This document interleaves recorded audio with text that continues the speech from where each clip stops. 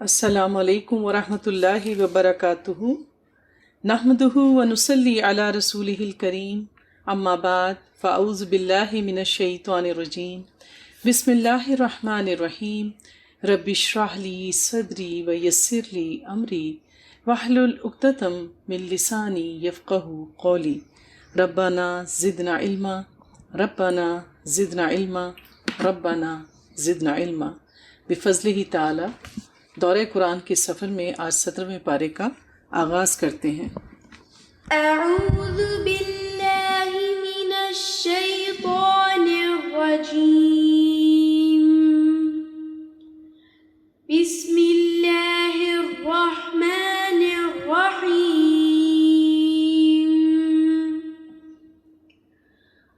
اقترب للناس حسابهم وهم في غفلة معرضون، ما يأتيهم من ذكر من ربهم محدث إلا استمعوه وهم يلعبون، لاهية قلوبهم وأسروا النجوى الذين ظلموا هل هذا إلا بشر مثلكم أفتأتون السحر وأنتم تبصرون، قال ربي يعلم القول في السماء والأرض وهو السميع العليم۔ بسم اللہ الرحمن الرحیم۔ اقترب للناس حسابهم وهم فی غفلۃ معرضون، لوگوں کے لیے ان کے حساب کا وقت قریب آ چکا ہے لیکن وہ غفلت میں پڑے اعراض کیے جا رہے ہیں۔ قیامت کی بات ہے، کوئی حروف مقطعات نہیں ہے، شروع میں کسی کو مخاطب نہیں کیا گیا، للناسی، کیونکہ قیامت سب کے لیے آئے گی، اور قیامت ایک ایسا خوفناک حادثہ ہے جس کے بارے میں اگر ہم غفلت میں پڑ جائیں تو آخرت کی تیاری ممکن نہیں، تو لہٰذا سب کو ڈائریکٹلی مخاطب کیا گیا بغیر کسی تمہید کے کہ ان کے حساب کا وقت قریب آ گیا ہے، اور لوگوں کا رویہ ایسے ہے کہ ان کو اس کی فکر نہیں ہے، نہ وہ شریعت کی طرف توجہ دیتے ہیں نہ اللہ کے احکامات کی طرف، اور جب نبی ان کو خیر کی طرف بلاتا ہے تو اس سے منہ پھیر جاتے ہیں۔ ما یاتیہم من ذکر من ربہم محدث الا استمعوہ وہم یلعبون، نہیں آتی ان کے پاس ان کے رب کی طرف سے کوئی نئی نصیحت مگر یہ اس کو سنتے ہیں کھیلتے ہوئے۔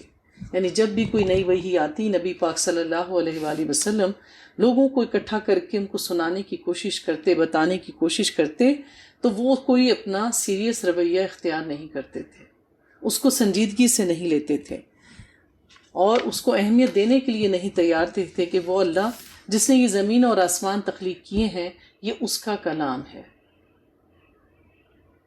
آپ دیکھیے کہ جب یہ تمام جو ٹولز ہیں ہمارے جن سے ہم معلومات حاصل کرتے ہیں، آج کل دنیا ترقی کر چکی ہے، پچھلے ادوار میں خط ایسا ذریعہ تھا جس سے ہمیں اطلاع ملا کرتی تھی، تو اگر کوئی شخص ان پڑھ ہوتا تو وہ اس انتظار میں بیٹھا ہوتا کہ کوئی پڑھا لکھا شخص مجھے ملے اور میں اس سے اپنا یہ خط پڑھواؤں تاکہ مجھے پتہ چلے کہ میرے پیارے نے اس میں کیا لکھ کے بھیجا ہے۔ اور ہم یہ جاننے کی کوشش ہی نہیں کرتے کہ ہمارا رب ہمیں کیا کہنا چاہتا ہے۔ اللہ رب العزت آیت نمبر 7 میں فرماتے ہیں وَمَا أَرْسَلْنَا قَبْلَكَ إِلَّا رِجَالًا نُوحِي إِلَيْهِمْ فَاسْأَلُوا أَهْلَ الذِّكْرِ إِن كُنتُمْ لَا تَعْلَمُونَ، اے نبی ہم نے نہیں بھیجا آپ سے پہلے مگر مردوں کو ہی بطور رسول، ان کی طرف ہم وحی کرتے تھے، تو اہل قریش تم اہل ذکر سے پوچھ لو اگر تمہیں نہیں معلوم، کہ اگر تمہیں کسی چیز میں شک ہے تو اہل کتاب تمہارے پاس موجود ہیں. اس سے پہلے بھی اللہ نے مردوں کو، جو وہ تم میں سے ہی ہوتا تھا، اللہ اس کو رسول بناتے تھے. اگر تمہیں اس چیز میں شک ہے کہ نبی پاک صلی اللہ علیہ وآلہ وسلم میں کوئی خاص نبوت کی نشانی نظر آنی چاہیے تھی، یا فرشتے ان کے دائیں بائیں ہوتے، یا ان کا دنیاوی سٹیٹس کسی لحاظ سے بڑھ جاتا، تو ایسا تو پہلے بھی نہیں ہوا تھا. تمہیں اگر اللہ کی سنت پہ کوئی شک ہے تو تمہارے پاس یہود و نصارہ موجود ہیں، اہل کتاب ہیں. ان سے جا کے پوچھو کہ ان کے انبیاء کے کیا معاملات تھے.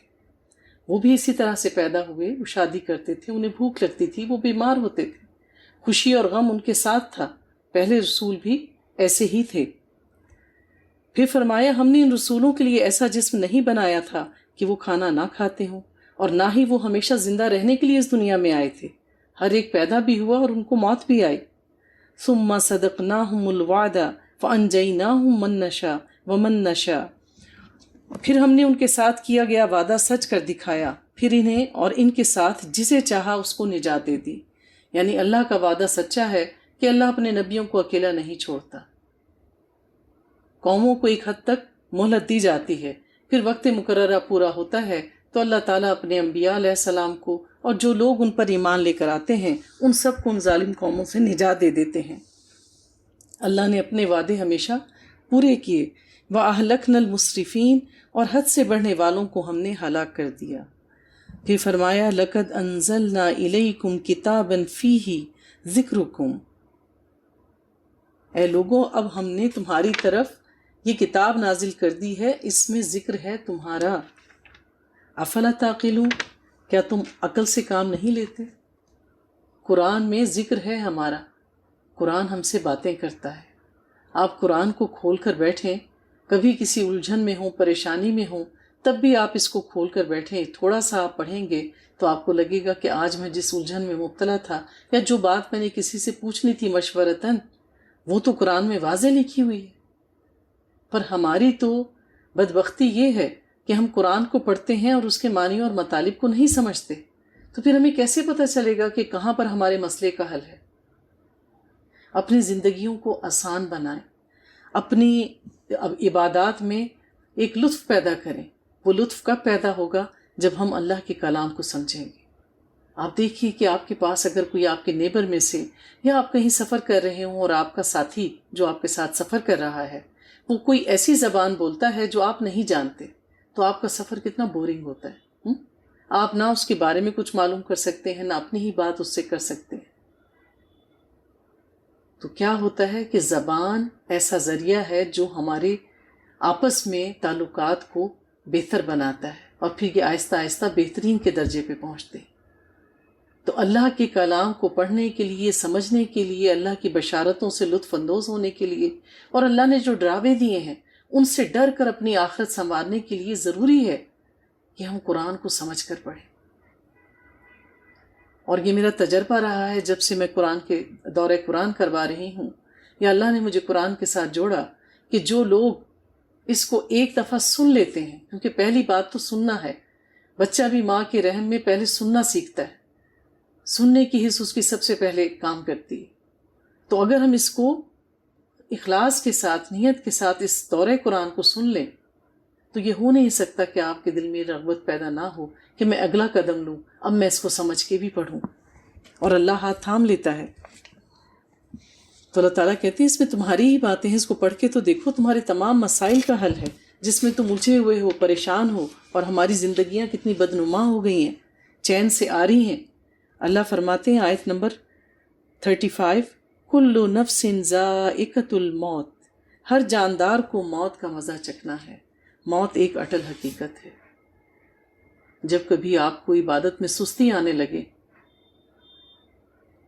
تو پھر اپنی موت کو یاد کرو کہ مجھے مرنا ہے.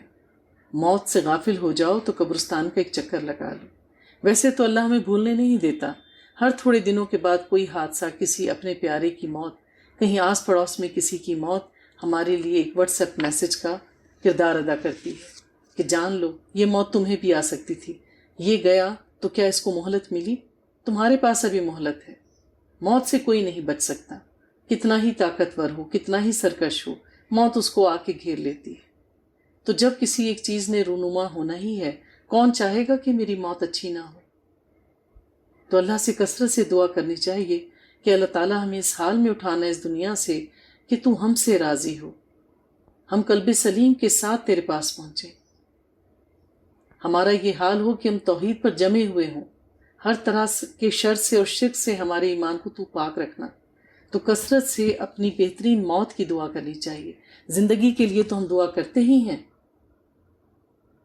کہ اللہ ہماری زندگی اچھی ہو، خوشحال ہو، پرسکون ہو، ضرور دعا کرنی چاہیے، کیونکہ بہترین عبادت کے لیے زندگی کا پرسکون ہونا بھی ضروری ہے، یکسو ہو کے انسان عبادت کرتا ہے۔ تو دنیا کی نعمتیں بھی اللہ ہی سے مانگنی ہیں، لیکن جس کا ایمان پر خاتمہ ہو گیا تو جان لو وہی کامیاب ہوا۔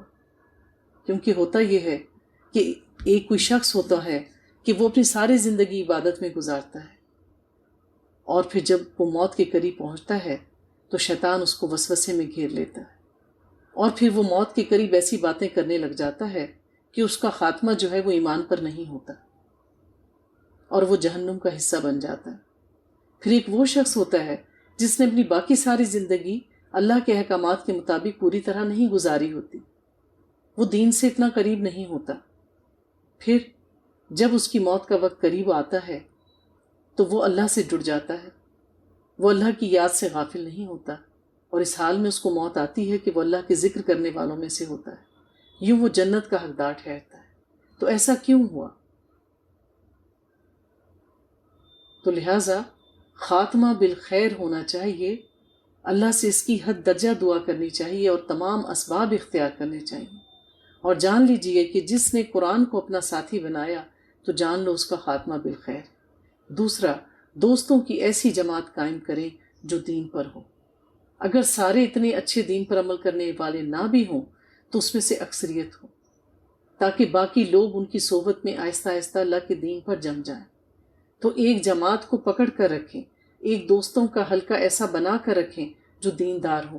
اگر آپ میں سستی آنے لگے، کبھی آپ سے کوتاہی اور کاہلی ہو جائے تو وہ آپ کو گھسیٹ کے واپس اس میں لے آئیں، آپ کو خود سے جدا نہ ہونے دیں۔ اللہ تعالیٰ فرماتے ہیں آیت نمبر 37، خلق الانسان من عجل، انسان بنایا گیا ہے عجلت سے، یعنی عجلت پسندی انسان کی فطرت میں ہے۔ انسان ہر چیز کو جلدی کرنا چاہتا ہے، کسی کے ساتھ اچھائی کی کہ اب یہ فوراً سے مجھے شکریہ بھی ادا کرے، میں نے کہیں انویسٹ کیا فوراً پتہ چلنا چاہیے کہ اس کا نفع کتنا ہوگا۔ آج میں نے کسی کے پاس کوئی چیز بھیجی تو فوراً سے کوئی بات واپسی مجھے میری طرف بھی آنی چاہیے۔ انسان جلد باز ہے۔ تو اللہ تعالیٰ فرماتے ہیں سَأُرِيكُمْ آیَاتِي فَلَا تَسْتَعْجِلُونَ، جلد ہی میں تمہیں اپنی نشانیاں دکھا دوں گا، بس تم لوگ مجھ سے جلدی نہ مچاؤ۔ تو مشرکین مکہ کہتے تھے کہ ٹھیک ہے، ہم نے تمہارے رب کی نافرمانی کی، اس پر ایمان نہیں لے کر آئے، ہم آیات کے بھی خلاف عمل کرتے ہیں، تو جاؤ لے آؤ قیامت اگر آ سکے تو اللہ تعالیٰ کہتے ہیں جلدی نہ مچاؤ، اس کی نشانیاں پہلے دکھاؤں گا، کیونکہ قیامت تو آئے گی اپنے مقررہ وقت پر، لیکن اللہ تعالیٰ نے قیامت کے آنے سے پہلے کی نشانیاں بھی بتائیں۔ بہت سی نشانیاں ہیں جن کا حدیث میں ہمیں ذکر ملتا ہے۔ کیا ہوگا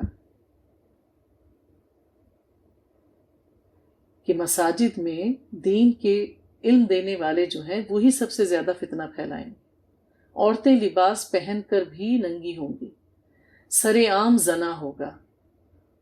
اب آپ دیکھ لیجئے ہر ہتھیلی پہ ایک موبائل ہے، چاہو تو کوئی سا بھی بٹن کلک کر لو، کیا یہ مشکل ہو گیا؟ سارے بل بورڈ بغیر لباس کی خواتین سے بھرے پڑے ہیں۔ پھر یاجوج ماجوج کا آنا، عیسیٰ علیہ السلام کا ظہور، دابت الارض، مشرق کی طرف سے دھوئیں کا اٹھنا، یہ سب چیزیں قیامت کی نشانیوں میں سے ہیں۔ اور پھر آخری بڑی نشانی کون سی ظاہر ہوگی؟ سورج کا مغرب سے طلوع ہونا۔ تو اللہ رب العزت نے انسان کے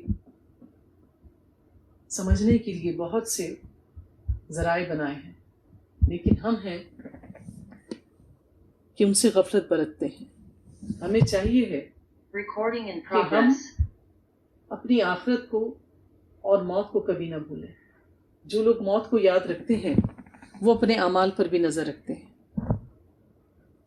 اللہ فرماتے ہیں آیت نمبر 49، الذین یخشون ربہم بالغیب وہم من الساعۃ مشفقون، جو ڈرتے رہتے ہیں اپنے رب سے غیب میں ہونے کے باوجود، وہ قیامت کے تصور سے لرزاں و ترساں رہتے ہیں۔ تو اصل چیز ہے تقویٰ۔ جو اللہ کی پکڑ سے ڈرتا ہے اور اللہ سے بخشش کی امید بھی رکھتا ہے، ایسے ہی لوگ ہیں جو قیامت کا ذکر کرو تو وہ خوف سے لرز جاتے ہیں، انہیں فکر ہو جاتی ہے، وہ تیاری میں لگے رہتے ہیں۔ اللہ فرماتے ہیں وَهَذَا ذِكْرٌ مُبَارَكٌ أَنزَلْنَاهُ، اب یہ بابرکت ذکر قرآن ہم نے نازل کیا ہے، فَأَنْتُمْ لَهُ مُنْكِرُونَ، تو کیا تم اس کا انکار کر رہے ہو؟ اللہ چاہتا ہے کہ جنت اس نے مومنین کے لیے بنائی ہے، اور مومنین کی اصلاح کے لیے اللہ نے کتاب نازل کر دی، تو تم اس کو کیوں نہیں سمجھتے؟ اس کا انکار کیوں کرتے ہو؟ اس میں اللہ نے سمجھا دیا کہ کیا چیز تمہارے فائدے میں ہے، اور تم ہو کہ وہ جو مثال ہے نا کہ آنکھوں دیکھی مکھی کھاتے، پتہ ہے کہ یہ چیز اللہ کے غضب کو دعوت دے گی، اور لوگ ہیں کہ ڈھٹائی سے عمل کیے چلے جا رہے ہیں۔ یہ غفلت نہیں تو اور کیا ہے؟ یہ اللہ کے احکامات کا انکار نہیں تو اور کیا ہے؟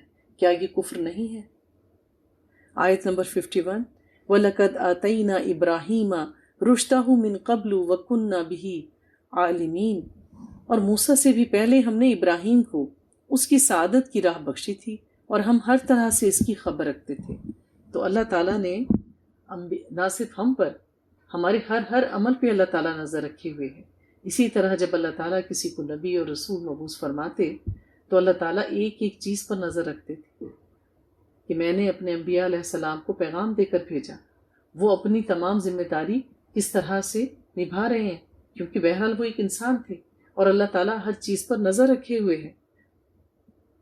اور جب ابراہیم نے اپنے والد اور اپنی قوم سے کہا کہ یہ جو مورتیاں تم نے بنا رکھی ہیں، جن کے آگے تم جم کر بیٹھ جاتے ہو، ان کا کیا فائدہ ہے؟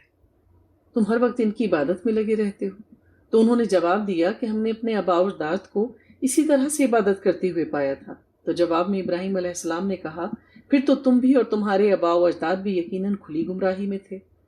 تو آپ نے بالکل کھلم کھلا ان سے بیزاری کا اظہار کیا۔ قالوا اجئتنا بالحق ام انت من اللاعبین، وہ کہنے لگے کیا آپ واقعی ہمارے پاس حق لائے ہیں یا محض شغل کر رہے ہیں؟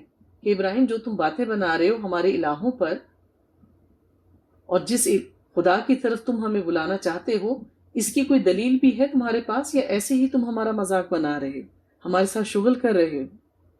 قال بل ربکم رب السماوات والارض الذی فطرہن، ابراہیم علیہ السلام نے جواب دیا کہ نہیں، واقعی تمہارا رب تو وہ ہے جو آسمانوں اور زمین کا رب ہے، جس نے انہیں پیدا کیا۔ تو جب بھی توحید کی طرف اشارہ کیا جاتا ہے، اللہ کی بڑی بڑی نشانیوں کی طرف توجہ مبذول کروائی جاتی ہے۔ یعنی زمین اور آسمان سے تو کوئی انکار نہیں کر سکتا نا، زمین پر کیا کچھ نہیں ہے اور کیا کچھ رونما نہیں ہوتا، آسمان کو کیا اپنے اوپر چھتا ہوا نہیں دیکھتے؟ اور پھر بارش بھی آسمان سے آتی ہے، بجلی بھی آسمان پر کڑکتی ہے، رات چھاتی ہے تو آسمان کی طرف دیکھتے ہیں، سورج طلوع ہوا یا نہیں ہوا تب بھی اوپر کی طرف دیکھتے ہیں۔ تو یہ تو ایک ایسی حقیقت ہے جس سے کوئی انکار نہیں کر سکتا۔ تو کون ہے ان کا پیدا کرنے والا؟ کون ہے جو ان کو تھامے ہوئے ہے؟ کون ہے جو اس میں موجود نظام کو چلا رہا ہے؟ پھر فرمایا میں خود بھی اس پر گواہ ہوں۔ حضرت ابراہیم نے جواب دیا کہ میں اعلیٰ بصیرت کی وجہ سے یہ بات کہہ رہا ہوں، بالکل سوچ سمجھ کر اور ذمہ داری کے ساتھ۔ اور اللہ کی قسم میں تمہارے ان بتوں کے ساتھ ضرور کوئی چال چل کر رہوں گا جب کہ تم چلے جاؤ گے اس کے پاس سے پیٹھ موڑ کر۔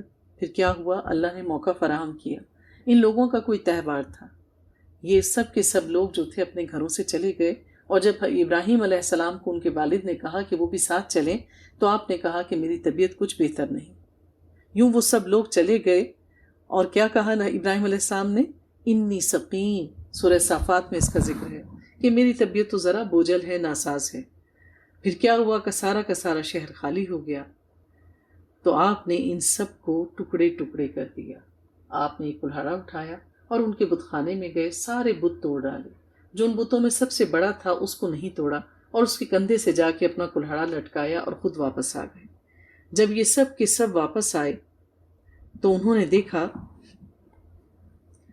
کہ یہ کیا کیا ہمارے معبودوں کے ساتھ، کس نے توڑ دیے سب کچھ؟ وہ چیخے چلائے تو کسی شخص نے کہا کہ میں نے ایک نوجوان کو باتیں کرتے ہوئے سنا تھا جو تمہارے بتوں کے خلاف باتیں کر رہا تھا، اور اس کا نام ابراہیم ہے۔ تو پھر کہا گیا کہ جاؤ اس کو لے کر آؤ۔ پھر کیا ہوا؟ پوچھا ان سے، آیت نمبر 62 میں، قالوا اانت فعلت هذا بآلهتنا یا ابراہیم، انہوں نے پوچھا اے ابراہیم کیا ہمارے معبودوں کے ساتھ یہ سب کچھ تم نے کیا ہے؟ آپ نے جواب دیا بلکہ یہ تو ان کے بڑے نے کیا، اس سے پوچھو اگر یہ بولتے ہوں تو انہوں نے کہا کہ یہ تو بول نہیں سکتے، سر جوڑ کے بیٹھ گئے کہ اب کیا کریں، کہ واقعی یہ جو کہہ رہا ہے وہ تو سچ ہے، یہ تو اپنا بچاؤ نہیں کر سکے، ہمارا کیا کریں گے؟ تو وہ ایک لمحے کے لیے سوچ میں پڑ گئے اور انہیں خیال آیا کہ واقعی جو کچھ یہ کہہ رہا ہے وہ ٹھیک ہے۔ کہنے لگے کہ ہم ان سے کیسے پوچھیں، حجت تمام کرنے لگے، یہ تو بول نہیں سکتے۔ ابراہیم نے کہا تو کیا تم لوگ اللہ کو چھوڑ کر ان کو پوچھتے ہو جو نہ تمہیں نفع دے سکتی ہیں نہ تمہارا نقصان کر سکتی ہیں؟ اُفِّل لَكُمْ وَلِمَا تَعْبُدُونَ مِن دُونِ اللَّهِ أَفَلَا تَعْقِلُونَ، تف ہے تم پر بھی اور ان بتوں پر بھی جن کو تم پوچھتے ہو، تم لوگ عقل سے کام نہیں لیتے؟ تو انہوں نے غصے میں آ کر کہا کہ جلا ڈالو اسے اور مدد کرو اپنے معبودوں کی، اگر تمہیں کچھ کرنا ہی ہے، کہ یعنی کہ تمہارے معبودوں کو سرے سے ختم کرنا چاہتا ہے تو بہتر ایسے جان چھڑاؤ اور اس کو جلا دو۔ پھر اللہ کا حکم ہوا، قُلْنَا یا نارُ کُونِی بَرْدًا وَسَلَامًا عَلَىٰ ابراہیم، ہم نے حکم دیا اے آگ تو ٹھنڈی ہو جا اور سلامتی بن جا ابراہیم پر۔ تو سب نے مل کر ایک الاؤ روشن کیا، ان کے والد بھی اس میں شامل تھے۔ کہا جاتا ہے کہ سب کے سب نے اپنا حصہ ڈالا اور ایک چڑیا تھی جو اس کو بجھانے کی کوشش کر رہی تھی، اور جو چھپکلی تھی اس نے بھی اس میں اپنا حصہ ڈالا، تو اس لیے چھپکلی کو مارا جا سکتا ہے۔ وَأَرَدُوا بِهِ كَيْدًا، اور انہوں نے ارادہ کیا اس کے ساتھ ایک چال چلنے کا، یعنی وہ چاہتے تھے کہ ہم اس کو ڈرائیں گے دھمکائیں گے آگ سے، آگ کا الاؤ روشن ہو رہا ہے، کئی کئی دن تک روشن ہو رہا ہے، خوب بھڑک رہا ہے، تو ابراہیم علیہ السلام اس سے ڈر جائیں گے، وہ ان کو ڈرانا چاہ رہے تھے، لیکن ہم نے انہی کو کر دیا خسارہ اٹھانے والوں نے، یعنی جو چال وہ چلنا چاہتے تھے، تو ابراہیم علیہ السلام کا ایمان ان کو اندازہ نہیں تھا کہ کس قدر پختہ ہے، تو لہٰذا اللہ نے ان کی چال ان پر الٹ دی اور اپنے حکم سے اس آگ کو ٹھنڈا کر دیا، اور ابراہیم علیہ السلام صحیح سلامت رہے۔ تو اللہ نے آگ کو حکم دیا تھا کہ سلامتی کے ساتھ ٹھنڈی ہو جا، اور اگر یہ لفظ اس میں نہ آئے تو ٹھنڈک سے بھی انسان بعض اوقات مر جاتا ہے۔ پھر آیت نمبر 78، وَدَاوُودَ وَسُلَيْمَانَ إِذْ يَحْكُمَانِ فِي الْحَرْثِ إِذْ نَفَشَتْ فِيهِ غَنَمُ الْقَوْمِ، اور داؤد اور سلیمان کو بھی یہی نعمت عطا فرمائی جب وہ ایک کھیتی کے بارے میں فیصلہ کر رہے تھے، جب اس میں گھس گئی تھی کچھ لوگوں کی بکریاں۔ تو ایک بار داؤد علیہ السلام کے سامنے ایک مسئلہ پیش کیا گیا، دو لوگ آپ کے سامنے آئے اور کہا، ان میں سے ایک نے کہا کہ میری بکریاں جو ہیں وہ اس کے کھیت میں چلی گئیں اور انہوں نے اس کے کھیت کو نقصان پہنچایا، تو لہٰذا داؤد علیہ السلام نے کہا کہ ٹھیک ہے اس کی بکریاں تم لے لو۔ سلیمان علیہ السلام وہاں پر موجود تھے، تو آپ نے کہا کہ میرے نزدیک بہتر یہ ہے کہ جب تک یہ اس کے باغ کو دوبارہ سے درست کر کے دے، اتنے عرصے تک اس باغ کا مالک اس کی بکریوں سے فائدہ اٹھائے، یعنی ان کا دودھ وغیرہ وہ استعمال کرے۔ تو آپ نے یہ فیصلہ کیا۔ تو ہمیں اس چیز سے یہ حکمت ملتی ہے کہ کوئی کم عمر بھی آپ سے بہترین بات کر سکتا ہے، بات سننی چاہیے، یہ نہیں دیکھنا چاہیے کہ بات کون کر رہا ہے، ہمیشہ یہ فوکس رکھا کریں کہ بات کیا کہی جا رہی۔ اچھی بات تو کوئی بھی کہہ سکتا ہے، کیونکہ اچھی بات صرف خاص قسم کے لوگوں کی میراث نہیں ہوتی، اللہ نے کسی کو بھی بیکار پیدا نہیں کیا۔ بعض وہ لوگ جو دنیاوی طور پر اتنے پڑھے لکھے نہیں ہوتے، اتنی حکمت کی باتیں کرتے ہیں، کبھی آپ ان کی صحبت میں تو بیٹھیں، وہ ان کی ساری زندگی کا نچوڑ ہوتی ہیں۔ تو بزرگوں کی باتوں کو بڑے غور سے سننا چاہیے، خواہ ان کے پاس ڈگریاں نہیں ہیں، لیکن ایک پوری زندگی کی نچوڑ ہے، ان کے پاس تجربہ ہے، اور تجربہ ایک بہترین علم ہے۔ پھر فرمایا، اور ہر ایک کو ہم نے حکم اور علم عطا کیا، اور ہم نے مسخر کر دیا تھا داؤد کے ساتھ پہاڑوں کو جو تسبیح کرتے تھے، اور پرندوں کو بھی مسخر کر دیا۔ تو داؤد علیہ السلام کو اللہ تعالیٰ نے بہترین زبان یعنی بہترین آواز عطا کی تھی، تو جب حضرت داؤد علیہ السلام اپنی خوبصورت آواز میں زبور میں سے اللہ تعالیٰ کی حمد پڑھتے تو پہاڑ بھی وجد میں آ کے آپ کے ساتھ شامل ہو جاتے، اور اڑتے ہوئے پرندے بھی آپ کے ساتھ شریک ہو جاتے۔ وَكُنَّ فَاعِلِينَ، اور یہ سب کچھ کرنے والے بھی ہم ہی تھے، یعنی یہ سارا کچھ بھی اللہ تعالیٰ نے ہی کیا تھا، ان کو بہترین آواز کا عطا کرنا اور پہاڑوں کا اور چرند پرند کا آواز سے آواز ملا کر ہم نوا ہو جانا۔ آیت نمبر 80، وَعَلَّمْنَاهُ صَنَعَةَ لَبُوسٍ لَكُمْ، اور ہم نے انہیں تمہارے لیے لباس کی صنعت سکھائی۔ اللہ تعالیٰ نے لوہے کو آپ کے ہاتھ میں مسخر کر دیا تھا، آپ لوہا ہاتھ میں لیتے وہ موم سے بھی زیادہ نرم ہو جاتا، آپ جو چاہتے اس سے چیز تخلیق کر لیتے۔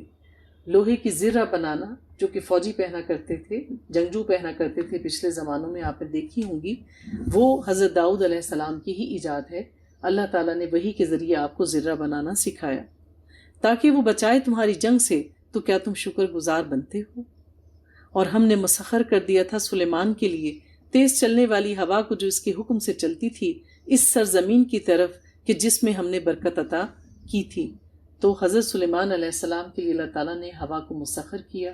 آپ بڑے کے بڑے لاؤ لشکر اپنی تمام چیزوں سمیت، گھوڑوں سمیت ہوا کو حکم دیتے کہ اس سمت چل، جس سمت کا اشارہ کرتے یعنی فلسطین کی طرف کہا گیا، تو ساری آپ کی چیزیں اڑ کر اللہ کے حکم سے وہاں پہنچ جاتی، 1 مہینے کی مسافت سے زیادہ، یعنی ایک گھوڑا جو 1 مہینے میں مسافت طے کرے گا، ہوا آپ کے حکم سے وہاں چل کر آپ کی چیزیں پہنچا دیتی چشم زدن میں۔ تو اللہ تعالیٰ نے یہ آپ کو معجزہ عطا کیا تھا۔ اور شیاطین میں سے بھی ہم نے بہت سوں کو مسخر کر دیا تھا جو اس کے لیے سمندروں میں غوطہ خوری کرتے تھے۔ تو آپ نے شیاطین جو جن تھے یعنی کہ ان کو مسخر کر دیا تھا، وہ آپ کے قبضہ قدرت میں تھے، آپ ان کو حکم دیتے، وہ بڑے بڑے پتھر اٹھا کر لاتے۔ اب اگر آپ بیت المقدس کو بنا ہوا دیکھیں، ہیکل سلیمانی کو بنا ہوا دیکھیں، تو آپ دیکھیں گے کہ پتھر اس دور میں کیسے لا کے یہاں پہ لگائے۔ یہ سب کام آپ نے جنات سے لیے، اور پھر آپ کے ہی حکم سے وہ سمندر کے اندر غوطے لگاتے تھے اور اس کی تہوں میں سے قیمتی پتھر اور جواہرات لے کر آتے تھے۔ وَيَعْمَلُونَ عَمْلًا دُونَ ذَلِكَ، اور اس کے علاوہ بھی بہت دوسرے کام تھے جو آپ ان سے لیا کرتے تھے۔ وَكُنَّ لَهُمْ حَافِظِينَ، اور ہم ہی ان پر نگران تھے۔ تو لہٰذا جنات کو قابو میں دے دینا انسان کی، یہ اللہ کے اذن اور قدرت سے ہی ہو سکتا ہے۔ پھر حضرت ایوب علیہ السلام کا ذکر کیا۔ کون ہے حضرت ایوب علیہ السلام؟ جن کے صبر کی مثالیں دی جاتی ہیں۔ وَأَيُّوبَ إِذْ نَادَى رَبَّهُ، اور ایوب پر بھی ہمارا فضل ہوا تو جب اس نے اپنے پروردگار کو پکارا۔ کیا پکارا؟ انی مسنی الضر وانت ارحم الراحمین، کہ مجھے بہت زیادہ تکلیف پہنچی ہے اور تو تمام رحم کرنے والوں میں سے سب سے بڑھ کر رحم کرنے والا ہے۔ اللہ تعالیٰ جب کسی کو نعمتیں دیتا ہے تو اللہ تعالیٰ اپنے نیک بندوں کو سب سے زیادہ آزماتا ہے۔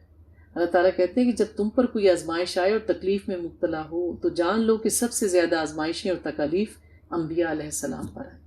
تو یہاں میں ایک نقطہ نظر کی وضاحت کرتی چلوں کہ دنیا میں رہتے ہوئے ہم اکثر لوگوں کو یہ تبصرہ کرتے ہوئے سنتے ہیں کہ اگر کوئی شخص ہے، دیندار ہے، نمازی ہے، اس کا رکھ رکھاؤ اور معاملہ لوگوں کے ساتھ بہتر ہے، لیکن اس شخص پر یا اس کے کنبے پر آئے دن کوئی نہ کوئی پریشانی آتی رہتی ہے۔ لوگ کہتے ہیں ویسے تو دیندار ہے لیکن دیکھو آئے دن کچھ نہ کچھ ہوتا ہے، اللہ کی پکڑ آتی رہتی ہے۔ پتہ نہیں، اب اللہ بہتر جانتا ہے کہ دلوں کے حال تو اللہ جانتا ہے، یعنی کہ ہو سکتا ہے یہ کچھ ایسا عمل کرتے ہوں کہ جس کی پکڑ میں آ جاتے۔ تو اللہ تعالیٰ اپنے نیک بندوں کو ان کی گناہوں کی وجہ سے نہیں پکڑتا، ہاں گناہ گار بھی پکڑے جاتے ہیں۔ تو کیا انبیاء علیہ السلام پر آزمائشیں اس لیے آئیں کہ ان سے گناہ ہو جاتے تھے؟ نہیں، اللہ تعالیٰ ان پر آزمائش ڈالتے تھے کہ میں ان کے درجے اور بڑھا دوں۔ تو اللہ تعالیٰ انسان کو بہتر مقام دینے کے لیے آخرت میں تب بھی آزمائش سے گزارتے ہیں، اس کے ایمان کو جانچنے کے لیے بھی آزمائش سے گزارتے ہیں۔ تو اللہ تعالیٰ نے آپ کو ایسی بیماری میں مبتلا کر دیا کہ جس سے آپ میں تعفن پیدا ہو گیا، کوڑ کا مرض تھا کہا جاتا ہے، جس کی وجہ سے آپ کے بیوی بچے آپ کو چھوڑ کر چلے گئے۔ کم و بیش 13 سال تک آپ اس بیماری میں مبتلا رہے، پھر آپ نے دعا مانگی انی مسنی الضر وانت ارحم الراحمین۔ تو یہ انبیاء علیہ السلام کی مانگی ہوئی دعائیں ہیں، تو ان کی دعائیں اتنی مربوط ہوتی ہیں، اتنی بہترین ہوتی ہیں کہ اس کو فوراً سیکھیں۔ جب بھی کوئی تکلیف ہو، پریشانی ہو، آپ کو لگے کہ بس اللہ تعالیٰ اب اس پریشانی کو مجھ سے ٹال دے کہ میں کمزور ہوں، آپ فوراً اس یقین کے ساتھ پڑھیں کہ اللہ تعالیٰ نے ایک بار پڑھنے پر ایوب علیہ السلام کی اتنی شدید بیماری کو ٹال دیا، ختم کر دیا، ان کو شفا یاب کیا، میرا رب بھی مجھے شفا یاب کر دے گا۔ اصل بات ہے یقین۔ پھر کیا ہوا؟ اللہ تعالیٰ نے وَآتَيْنَاهُ أَهْلَهُ وَمِثْلَهُم مَّعَهُمْ، ہم نے اسے عطا کیا اس کے گھر والے اور ان کے ساتھ اتنے ہی اور بھی، سارے بیوی بچے واپس آ گئے، اور پھر اللہ تعالیٰ نے مزید آپ کو اولاد دی اور آپ کی اولاد میں مزید خیر و برکت دی، اور آگے آپ کی عمر میں بھی اضافہ کیا۔ رحمۃ من عندنا وذکر للعابدین، اپنی طرف سے خاص رحمت کے طور پر، اور تاکہ نصیحت ہو عبادت کرنے والوں کے لیے۔ پھر اللہ تعالیٰ نے اسماعیل علیہ السلام، ادریس علیہ السلام اور ذوالکفل ان کے بارے میں کہا کہ یہ سب کے سب بھی صابرین میں تھے، تو صبر کرنے والے سب سے پہلے جنت میں جائیں گے۔ یعنی اللہ تعالیٰ نے ان کے نام ذکر کر کے کہا کہ میں نے ان پر آزمائشیں ڈالی۔ اسماعیل علیہ السلام کو دیکھیے نا کہ شیر خوار تھے، آپ کو ایک صحرا میں چھوڑ دیا ہاجرہ علیہ السلام کے ساتھ، 10 سال کے تھے، 10 سے 12 سال کا کہا جاتا ہے، جب اللہ تعالیٰ نے ابراہیم علیہ السلام سے کہا کہ جاؤ اپنے بیٹے کو ذبح کرو، تو انہوں نے کہا بجانا فکر نہ کریں، آپ مجھے ثابت قدم پائیں گے، ہاں آپ اپنی آنکھوں پہ پٹی باندھ لینا تاکہ آپ کا دل کہیں پگھل نہ جائے مجھے ذبح کرتے، یہ ہے ثابت قدمی۔ تو اللہ تعالیٰ تو بڑا قدردان ہے، اللہ تعالیٰ ہماری کوششوں کو دیکھتا ہے، اللہ تعالیٰ کسی کے اجر کو ضائع نہیں کریں گے، ایک ایک چیز لکھی ہوئی ہے، تو لہٰذا اللہ کو نظر میں رکھیں اور نیکی کی طرف بڑھنے کی کوشش کریں۔ پھر ذکر کیا گیا ہے وَظَنُّونِ إِذْ ذَهَبَ مُغَاضِبًا، اور مچھلی والے کو بھی جب وہ چل دیا غصے میں بھرا ہوا۔ یونس علیہ السلام کا قصہ ہم نے پہلے پڑھا، جب ان کی قوم پر عذاب آیا، اللہ تعالیٰ نے ابھی بتایا تھا کہ 3 دن میں عذاب آ جائے گا، اللہ کی وحی آنے سے پہلے آپ اپنی قوم کو چھوڑ کر چلے گئے۔ پھر کیا ہوا کہ جس کشتی میں سوار ہوئے اس کشتی میں بوجھ بڑھ گیا، قرہ آپ کے نام نکلا، اور کشتی میں موجود لوگوں نے آپ کو اٹھا کے سمندر میں پھینک دیا، اور وہاں پر ایک مچھلی نے آپ کو نگل لیا۔ اس کے پیٹ میں پہنچے تو احساس ہوا کہ مجھ سے کیا غلطی ہوئی، اور دعا کی فنادى فی ظلماتی، بس اس نے اللہ تعالیٰ کو تاریکیوں میں پکارا، ان لا الہ الا انت سبحانک انی کنت من الظالمین، کہ تیرے سوا کوئی معبود نہیں، تو پاک ہے اور یقیناً میں ہی ظالموں میں سے ہوں، کہ اللہ مجھ سے ہی خطا ہو گئی اور تو بڑا بخشنے والا ہے۔ فاستجبنا لہ ونجیناہ من الغم، تو ہم نے اس کی دعا قبول فرمائی اور اسے غم سے نجات دی۔ وَكَذَلِكَ نُجْزِي الْمُؤْمِنِينَ، اور ہم اسی طرح نجات دیا کرتے ہیں اہل ایمان کو۔ تو ضروری نہیں ہے 1 لاکھ 1.5 لاکھ جو ہے وہ آیت کریمہ پڑھا جائے، اخلاص سے پڑھیں تو تھوڑا بھی کافی ہے۔ تو یہ بہترین دعا ہے مصیبت میں، اور ہم اس کو پڑھتے ہیں، انتہائی عظیم کلمہ ہے جو اللہ کے نبی نے پڑھا، اور اس کی بہت زیادہ فضیلت بیان کی گئی ہے احادیث میں۔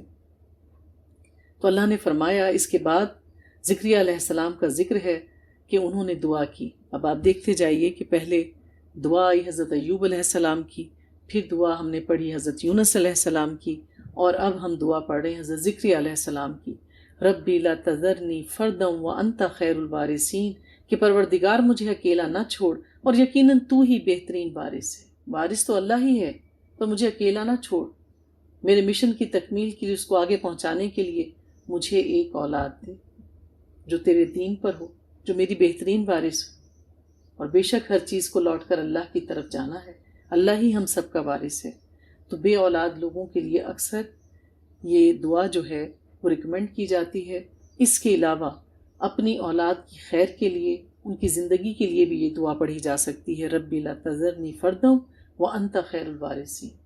اگر آپ بے اولاد بھی ہیں اور آپ نیک عمل کرتے ہیں تو اللہ تعالیٰ آپ کی وراثت کو کسی اور میں ڈال دے گا، آپ کی لیگیسی کو، آپ کی نیک باتوں کو لے کر کوئی اور چلے گا، اللہ جس کو چاہے آپ کا وارث بنا دے۔ یقیناً یہ وہ لوگ ہیں جو بھلائی کے کاموں میں بہت جلدی کرتے تھے اور ہمیں پکارتے تھے رغبت اور خوف کے ساتھ، یسارعون فی الخیرات، یعنی یہ نیکیوں میں بڑھنے والے تھے۔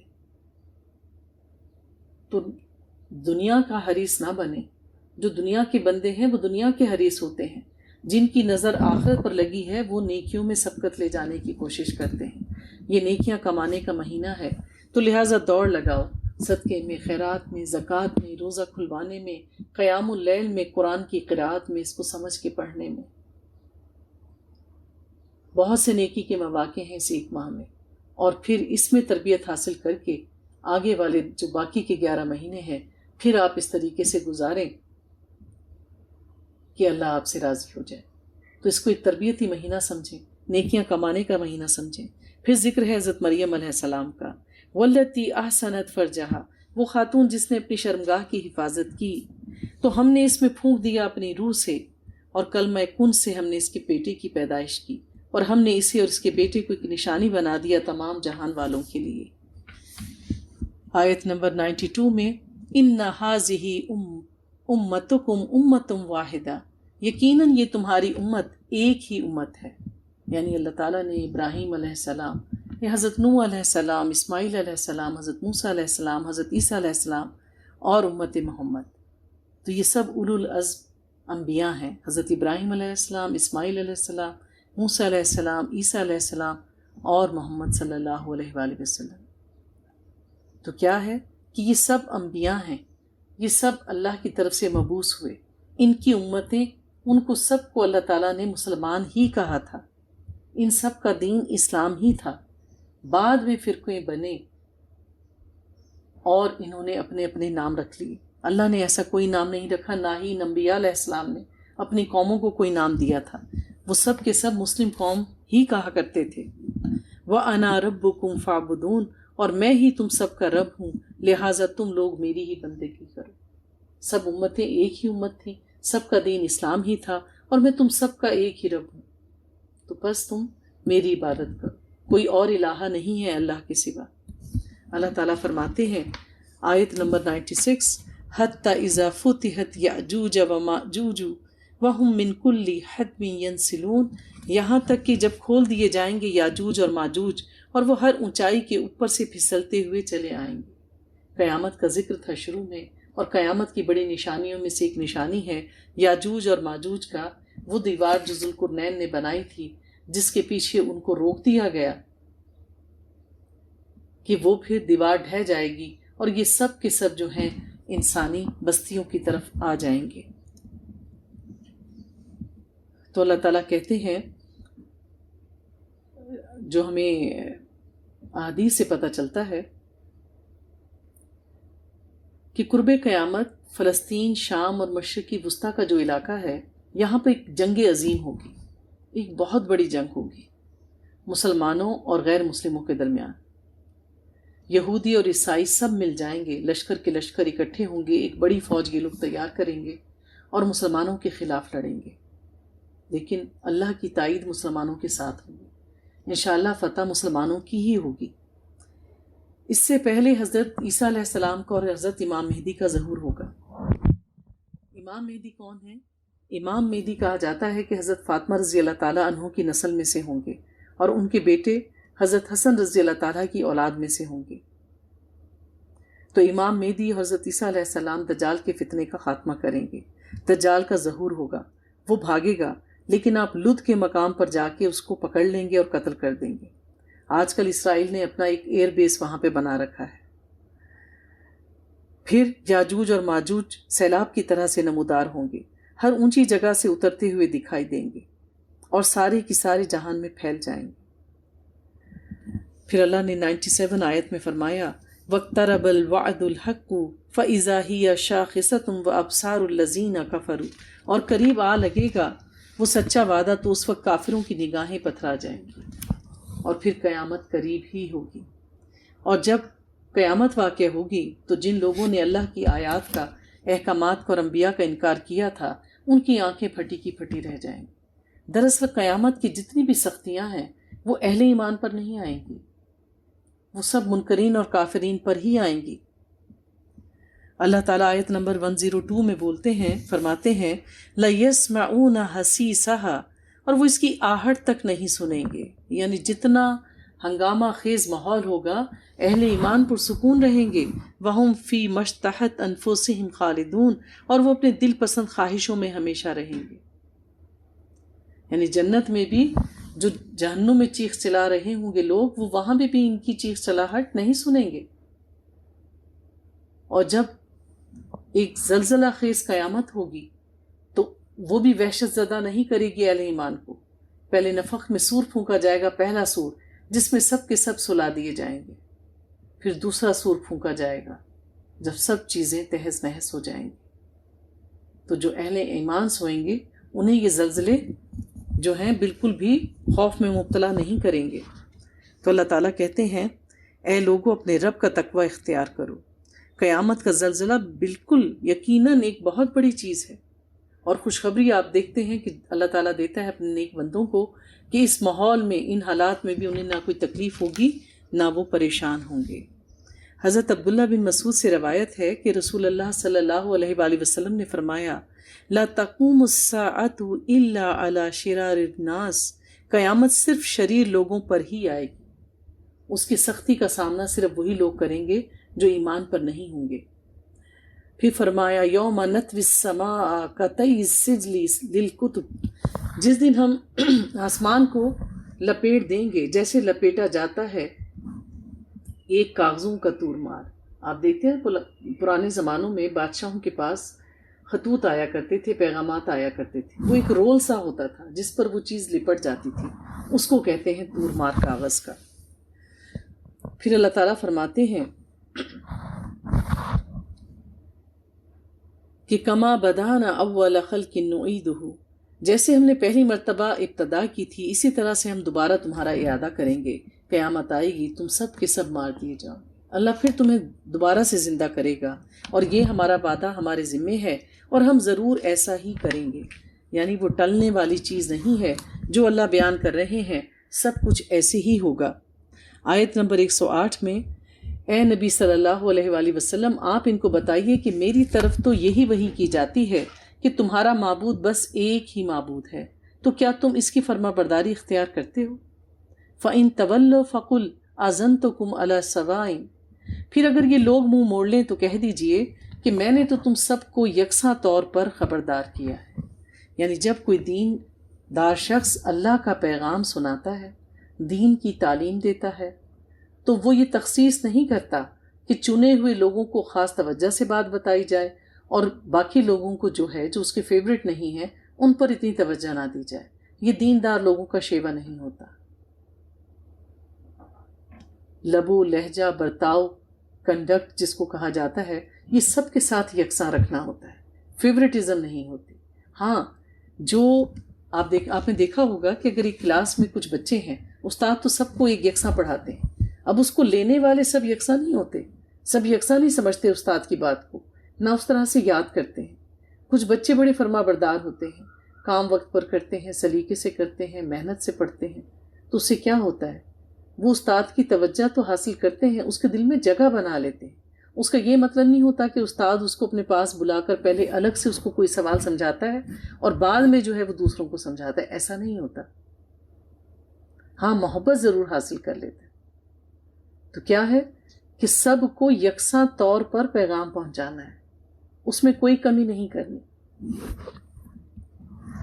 اللہ فرماتے ہیں آیت نمبر 112 میں قُلْ رَبِّحْكُمْ بالحق، رسول نے کہا پروردگار اب حق کے ساتھ فیصلہ فرما دے، وَرَبُّنَا الرَّحْمَنُ الْمُسْتَعَانُ عَلَىٰ مَا تَصِفُونَ، اور ہمارا رب رحمان ہے جس کی مدد طلب کی جاتی ہے ان باتوں کے خلاف جو تم بنا رہے ہو۔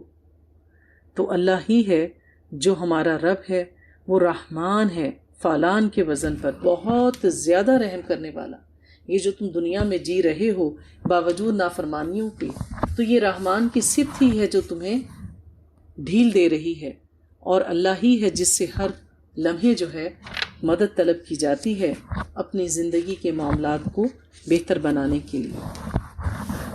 سورہ حج کا آغاز ہوتا ہے بسم اللہ الرحمن الرحیم، یا ایہا الناس اتقوا ربکم ان زلزلۃ الساعۃ شیء عظیم، اے لوگو تقوی اختیار کرو اپنے رب کا، یقیناً قیامت کا زلزلہ بہت بڑی چیز ہوگا۔ اس صورت کا آغاز بھی پہلے کی طرح ہے۔ پہلے کیا تھا؟ اقتراب للناس، قریب آ گیا لوگوں کے لیے۔ تو ڈرو اللہ سے، بار بار تقوی کا ذکر کیا جاتا ہے۔ اللہ سے ہر حال میں ڈرنا چاہیے۔ نماز بھی ایسے پڑھیں کہ یا تو آپ اللہ کو دیکھ رہے ہیں، ورنہ یہ نہ محسوس کر سکیں تو پھر محسوس کریں کہ وہ آپ کو دیکھ رہا ہے۔ تو اللہ سے ڈرتے رہیں۔ ایک مومن کا ظاہر اور باطن ایک جیسا ہوتا ہے، وہ اپنے عمل میں یکساں ہوتا ہے، خواہ وہ لوگوں کے درمیان موجود ہو یا وہ تنہائی میں اللہ کی عبادت کر رہا ہو۔ ہاں، ریاکار اس کے بالکل برعکس ہوتے ہیں۔ لوگوں کے درمیان ہیں تو بہت ہل ہل کے تسبیحات ہو رہی ہیں، لوگوں کے درمیان ہیں تو سر ڈھکے ہوئے ہیں، لوگوں کے درمیان ہیں بڑی خشوع و خضوع سے نماز پڑھی جا رہی ہے، اور جب کوئی نہیں ہے تو وہ اپنی سجدوں میں ٹھونگے مارتے ہیں۔ اذان سنائی دیتی ہے تو ان میں سستی اور کاہلی ان کے چہرے سے ظاہر ہوتی ہے کہ اچھا اب پھر اذان ہوگی، پھر نماز پڑھنی پڑے گی۔ ان کا رویہ ایسا ہوتا ہے، ان پہ نماز بہت بھاری ہوتی ہے۔ تو کیا کہا گیا کہ اے لوگوں، اللہ کا تقوی اختیار کرو کہ قیامت بڑی قریب ہے۔ نبی پاک صلی اللہ علیہ وآلہ وسلم نے کہا کہ قیامت اتنی جلدی آئے گی کہ دو لوگ ہوں گے جنہوں نے کپڑا پھیلایا ہوا ہوگا، وہ اس کپڑے کو سمیٹ نہیں پائیں گے کہ قیامت واقع ہو جائے گی۔ لقمہ توڑنے والا لقمہ اپنے منہ میں لے جا نہیں پائے گا کہ قیامت واقع ہو جائے گی، تو اس کو آنے میں دیر نہیں لگے گی، پلک جھپکنے سے بھی کم وقت میں قیامت واقع ہو جائے گی، سب کچھ تہس نہس ہو جائے گا۔ واللہ سریع الحساب، اللہ جلد حساب لینے والا ہے۔ اللہ جب کوئی کام کرنے کا ارادہ کرتا ہے تو بس پھر اس میں وقت نہیں لگتا۔ جس دن تم اس کو دیکھو گے اس دن حال یہ ہوگا کہ بھول جائے گی ہر دودھ پلانے والی جسے وہ دودھ پلاتی تھی۔ کیا ہوگا؟ وَتَدَعُ كُلُّ ذَاتِ حَمْلٍ حَمْلَهَا، اور دہشت کا یہ عالم ہوگا کہ حاملہ کا حمل گر جائے گا۔ وَتَرَى النَّاسَ سُكَارَى وَهُمْ بِسُكَارَى، اور تم دیکھو گے کہ جیسے لوگ نشے میں ہیں، ادھر ادھر گر رہے ہوں گے غش کھاتے ہوئے، حالانکہ انہوں نے کچھ نشہ آور چیز نہیں کھائی ہوگی۔ یہ سختی ہوگی قیامت کی جس کی غشی طاری ہو رہی ہوگی۔ پھر اللہ تعالیٰ فرماتے ہیں اور لوگوں میں سے کچھ ایسے بھی ہیں جو اللہ کے بارے میں جھگڑتے ہیں بغیر کسی علم کے، وہ پیروی کر رہے ہوتے ہیں سرکش شیطان کی۔ لوگوں کو علم نہیں ہوتا دین کا، دین کی باتوں کا، اور وہ دین والوں پر فتوے لگا رہے ہوتے ہیں اور سنی سنائی پر عمل کرتے ہیں۔ یہ غور نہیں کرتے کہ آیا یہ سنت کا حصہ ہے، اللہ نے ایسا حکم دیا ہے یا نہیں۔ جو شیطان دل میں وسوسہ ڈال لے وہ جانتے ہیں کہ بس یہی ٹھیک ہے، ایسا ہی ہے۔ اللہ فرماتے ہیں کتب علیہ انہ من تولہ فانہ یضلہ، اور اس شیطان کے بارے میں تو لکھ دیا گیا ہے کہ جو کوئی بھی اس کی دوستی اختیار کرے گا وہ اس کو گمراہ کر کے رہے گا۔ تو جس نے شیطان کو اپنا دوست بنایا یا شیطان جیسے دوست بنائے وہ سب کے سب اس کو جہنم میں لے کے جائیں گے۔ آیت نمبر 11 میں وَمِنَ النَّاسِ مَن يَعْبُدُ اللَّهَ عَلَى حَرْفٍ، اور لوگوں میں سے کوئی بھی ہے جو اللہ کی عبادت کرتا ہے لیکن کیسے؟ کنارے پہ رہ کے، کہ کلمہ تو پڑھ لیا پر دین میں پورا داخل نہیں ہونا، بس بین بین رہنا ہے۔ جہاں فائدے کی بات ہے تھوڑے سے دیندار ہو جاؤ، جہاں اپنی نفس کی خواہش کو کچلنا پڑے تو فوراً سے باہر نکل آؤ۔ تو یہ لوگ وہ ہیں جو حق کا ساتھ دینا چاہتے ہیں لیکن جب قربانی کا وقت آتا ہے تو دور ہو جاتے ہیں، جب اپنی نفس کو قربان کرنا پڑتا ہے تو دور ہو جاتے ہیں، بہانے تراش لیتے ہیں۔ تو کیا ہے؟ اللہ تعالیٰ ان کے بارے میں کیا کہتے ہیں سورہ بقرہ میں؟ فی قلوبہم مرض، ان کے دل میں بیماری ہے، بیمار شدہ دل ہے، اور پھر اس پر کہہ لیں کہ غضب یہ ہے کہ یہ جانتے بھی نہیں کہ ہم بیمار ہیں۔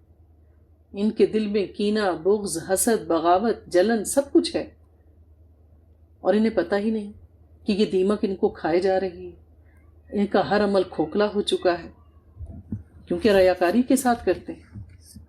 اللہ فرماتے ہیں فَإِنْ أَصَابَهُ خَيْرٌ نِطْمَأَنَّ بِهِ، اور اگر انہیں کوئی فائدہ پہنچے تو وہ اس پر مطمئن ہو جاتے ہیں، یعنی دینداری کا لبادہ اوڑھنے سے اگر ان کو کوئی فائدہ پہنچ جائے تو بڑے خوش ہوتے ہیں، اور اگر اس سے کوئی آزمائش آ جائے تو اپنے منہ کے بل الٹا پھر جاتا ہے، اور جب قربانی دینے کا وقت آتا ہے تو واپس اپنا رویہ تبدیل کر لیتے ہیں۔ وہ خسارے میں رہا دنیا میں بھی اور آخرت میں بھی۔ ذَلِكَ هُوَ خُسْرَانٌ مُبِينٌ، یہی تو ہے کھلا خسارہ۔ اور لوگ ہیں کہ اس سے غافل ہیں۔ وہ پکارتا ہے اللہ کے سوا ان کو جو نہ کوئی اس کو ضرر پہنچا سکتے ہیں اور نہ نفع، یہی ہے دور کی گمراہی۔ اللہ فرماتے ہیں آیت نمبر 13، یدعو لمن ضرہ اقرب من نفعہ، وہ پکارتا ہے اس کو جس کا ضرر اس کے نفع سے زیادہ قریب تر ہے۔ لبئس المولا ولبئس العشیر، بہت ہی برا ہے وہ مددگار اور بہت ہی برا ہے وہ رفیق۔ تو یہ ان کو پکارتے ہیں جو خود اپنے نفع پر بھی اختیار نہیں رکھتے، تو کتنا برا ساتھی انہوں نے اپنے لیے چنا، جبکہ اللہ کے بارے میں کیا ہے؟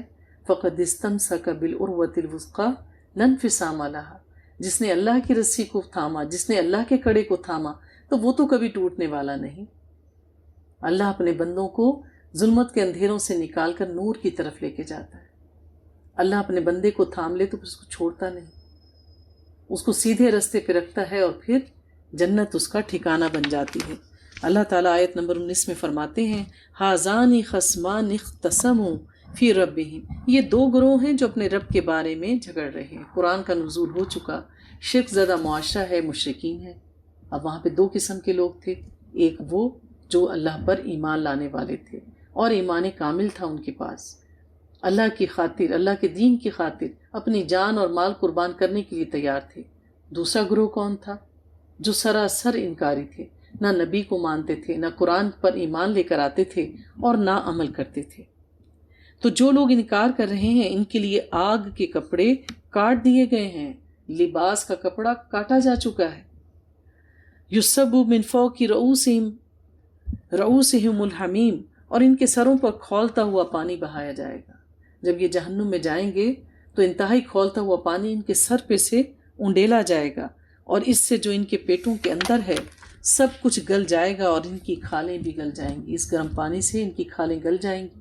وہ پانی اتنا شدید کھولتا ہوا ہوگا کہ وہ ان کے جسم کے اندر موجود چیزوں کو بھی گلا ڈالے گا، انتڑیاں گل کر باہر آ جائیں گی۔ پھر کیا ہوگا؟ اس عذاب کو اللہ تعالیٰ مسلسل رکھیں گے، دوبارہ ان کی کھال کو نیا کیا جائے گا، پھر دوبارہ یہ عمل دہرایا جائے گا، پھر کھال پگھل کے گر جائے گی، انتڑیاں باہر آ جائیں گی، پھر دوبارہ ان کو صحیح کیا جائے گا، اور یہ عمل مسلسل ہوتا رہے گا۔ اور پھر ان کو سزا دینے کے لیے لوہے کے ہتھوڑے ہوں گے، اتنا بڑا گرز ہوگا جو اس کے سر پہ مارا جائے گا کہ اگر پہاڑ پہ مارا جائے تو وہ ریزہ ریزہ ہو جائے۔ جو تکبر کرتے ہیں، جو اللہ کے دین کو بھول جاتے ہیں، جو اللہ کے احکامات کو پیٹھ کے پیچھے ڈال دیتے ہیں، اللہ تعالیٰ ان کو یہی عذاب دیں گے۔ جب بھی وہ چاہیں گے اس سے نکل جائیں کہ غم کے مارے، وہ چاہیں گے کہ چلو کچھ ایک دن کی تو مہلت مل جائے، تو انہیں اسی میں واپس لوٹا دیا جائے گا۔ وذوقوا عذاب الحریق، اور ان سے کہا جائے گا کہ اب چکھو مزہ اس جلنے کے عذاب کا۔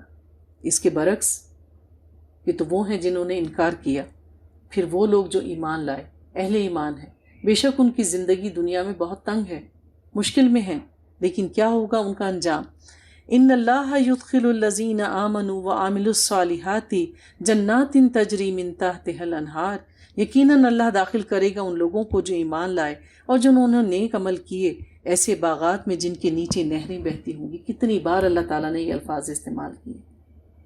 فلوٹنگ محل ہوں گے، دو محل ہوں گے، ایک سونے کا ایک چاندی کا۔ اس دنیا سے بڑی ہر ایک جنتی کی ملکیت ہوگی، اس کی بادشاہت اس دنیا سے بڑی ہوگی۔ تو کس چیز کی جلدی ہے؟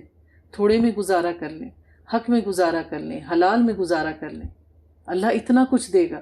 یہاں لوٹ کھسوٹ کر کے کتنا بنا لیں گے؟ 10 مرلے کا گھر، 20 مرلے کا گھر، 2 کنال کا گھر، کتنا؟ ہر شہر میں گھر۔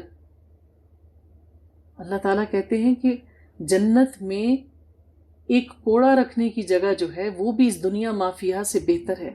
جو کچھ اس دنیا میں زمین اور آسمان کے درمیان ہے ان سب سے اچھی ہے وہ چیز جہاں ایک کوڑا رکھا جا سکے۔ تو سوچو مومن کی جنت کتنی بہترین ہوگی، جس میں یاقوت جڑے ہوں گے، ایک اینٹ سونے کی ایک چاندی کی ہوگی، کستوری سے اس کا گارا گھولا گیا ہوگا، اللہ کا دیدار نصیب ہوگا، حوریں ہوں گی، غلمان ہوں گے۔ تو اللہ کی جنت کا شوق پیدا کریں تاکہ ہمارے اعمال جو ہیں وہ بہترین ہوں۔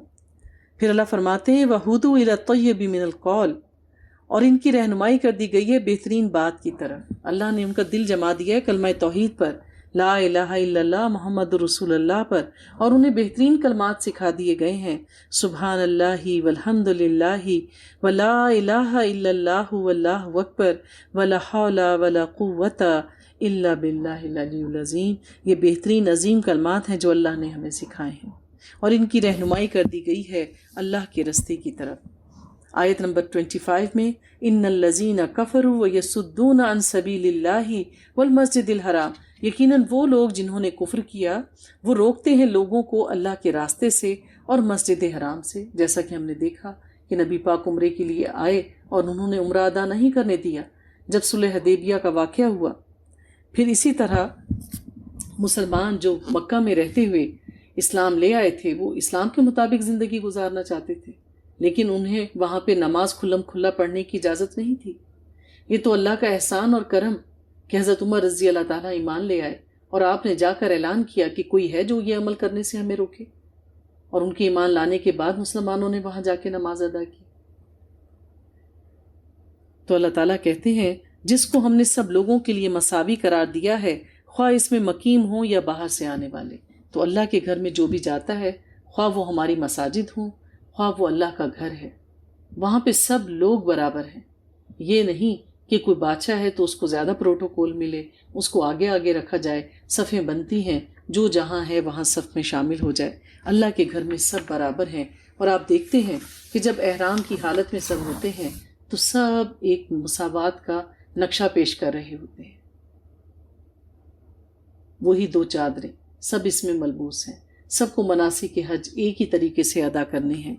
پھر اللہ نے آیت نمبر 26 میں فرمایا وَإِذْ بَوَّأْنَا لِإِبْرَاهِيمَ مَكَانَ الْبَيْتِ، اور جب ہم نے معین کر دی ابراہیم کے لیے اپنے اس گھر کی جگہ، تو حضرت ابراہیم علیہ السلام کو اللہ تعالیٰ نے حکم دیا کہ اللہ کے گھر کی تعمیر کرو۔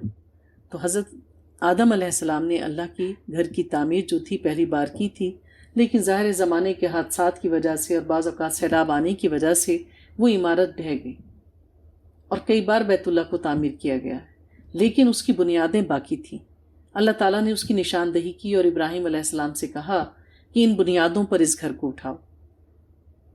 اللہ تشرک بی شیئا وطہر بیتی للطائفین والقائمین ورکع السجود، اور حکم دیا کہ میرے ساتھ کسی چیز کو شریک نہ کرنا، نبی کو کہا جا رہا ہے، اور میرے اس گھر کو پاک رکھنا طواف کرنے والوں کے لیے، قیام رکوع اور سجدہ کرنے والوں کے لیے۔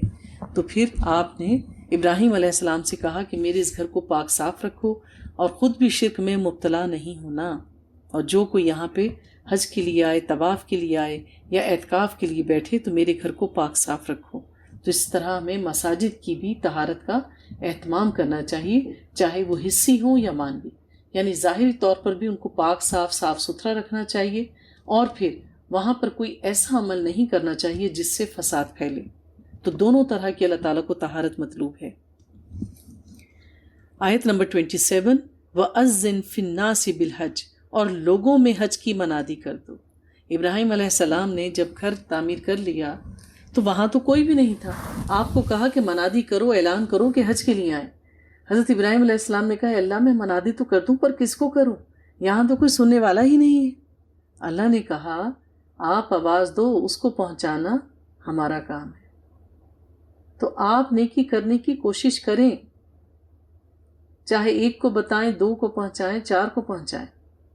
اگر سب تک پہنچانی ہوگی تو اللہ کافی ہے اس کو پہنچانے کے لیے، اس کی فکر نہ کریں کہ میری بات ضائع گئی۔ اللہ فرماتے ہیں تاکہ وہ حاضر ہوں اپنے فائدے کی جگہوں پر، اور اللہ کا نام لیں اس طے شدہ دنوں میں، گنتی کے چند دنوں میں، اور جو مویشی جو ساتھ لے کر آئے ہیں، جو اللہ نے ان کو عطا کیے ہیں، ان کو قربان کریں اللہ کے لیے، یعنی یوم نحر پر اللہ کا نام لے کے ان کو قربان کیا جائے۔ فَكُلُوا مِنْهَا وَأَطْعِمُوا الْبَائِسَ الْفَقِيرَ، تو اس میں سے خود بھی کھاؤ، اور جو خستہ حال ہیں، محتاج ہیں، مسکین ہیں، ان سب کو بھی اس میں سے کھلاؤ۔ اس طرح ہماری قربانی میں 3 حصے مقرر کیے گئے، ایک اس شخص کے اپنے لیے، ایک قرابت داروں کے لیے، اور ایک مساکین، یتیم اور فقیروں کے لیے۔ پھر چاہیے کہ وہ دور کریں اپنے میل کچیل۔ تو پھر کیا ہوتا ہے کہ جب قربانی ہو جاتی ہے تو اس کے بعد احرام کو کھول دینے کا حکم ہے کہ احرام کو کھول دو، اپنے میل کچیل دھو، یعنی کہ نہا دھو کے پاک صاف ہو جاؤ، اور پھر اللہ کے گھر کا طواف کرو جس کو طواف زیارہ کیا جاتا ہے. اس کو ادا کیے بغیر آپ کا حج جو ہے وہ مکمل نہیں ہوتا. پھر اپنی نظریں پوری کریں اور اس قدیم گھر کا طواف کریں. تو اللہ تعالیٰ نے ذالک من یعظم حرمات اللہ فہو خیر اللہ عند ربہ، یہ سن چکے ہیں جو کوئی تعظیم کرے اللہ کی حرمتوں کی اور وہ اس کے لیے بہتر ہے اور اس کے رب کے نزدیک. تو اللہ تعالیٰ نے بہت ساری چیزوں کی حرمت بیان کی ہے. اللہ کے گھر کی حرمت، اللہ کے گھر آنے والوں کی حرمت، قربانی کے لیے جانے والے جانوروں کی حرمت، اسی طرح سے حرمت والے 4 مہینے اللہ تعالیٰ نے بیان کیے. تو اللہ تعالیٰ فرماتے ہیں آیت نمبر 31 میں، حنفاء للہ غیر مشرکین بہ، یکسو ہو جاؤ اللہ کے لیے اس کے ساتھ کسی کو شریک نہ کرتے ہوئے. تو یعنی اللہ کی بندگی ایسی کرو کہ آپ اپنے ایمان کو جانچتے رہو، نہ شرک اصغر میں پڑو نہ شرک اکبر میں. ہاں دنیاوی اسباب اختیار ضرور کرو. تو جو لوگ فالیں نکلواتے ہیں، کسی سے کاہن کے پاس جاتے ہیں، جادو تعویذ اس قسم کے سہارے لیتے ہیں، تو کیا ہے، وہ شرک میں مبتلا ہو گئے. تو جس نے ایسا شرک کیا، اس انسان کی مثال ایسے ہے کہ جیسے وہ کسی بلندی پر رسی سے لٹکا تھا مدد کے لیے، تو اس رسی کو ہی کاٹ دیا گیا. تو کیا ہوگا کہ وہ تیزی سے نیچے آئے گا. پھر اس کا کیا حال ہوگا؟ فَتَخْتَفُوهُ الطَّيْرُ اور تَحْوِي بِهِ الرِّيحُ فِي مَكَانٍ سَحِيقٍ، تو اس سے پرندے اچک لیں یا ہوا اڑا پھینکے کسی دور دراز جگہ پر. اب جو چیز ہوا میں معلق ہو، اگر تیز ہوا چل رہی ہے تو وہ چیز کہیں کی کہیں جا کے گرتی ہے. اور پھر آپ دیکھتے ہیں کہ کوئی جاندار اگر ہوا میں ہو تو کیا ہے، اس کو چیل، کوے، بڑے بڑے جو گدھ ہیں وہ اس کو اچک سکتے ہیں. تو یہ حال ہوگا اس کا کہ نہ وہ دین کا رہا نہ دنیا کا.